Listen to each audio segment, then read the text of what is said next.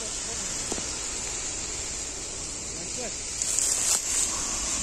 bu bölgeyi kaçmak zorunda kalıyoruz. Yoksa aman alamayız. Biraz tehlikeli olma bakalım.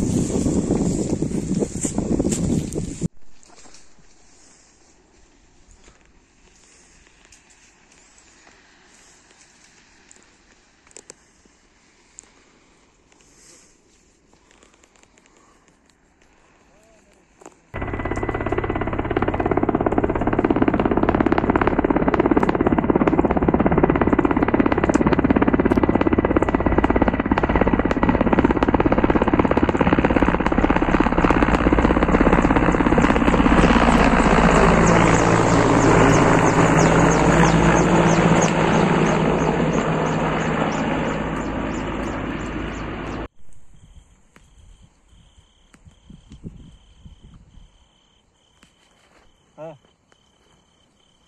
Alo. Alo. Alo. Ne arıyor? Dere sende mi?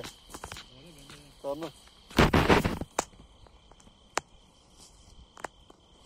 Benim şarjım biterse ben de burada beklemem. Ben giderim.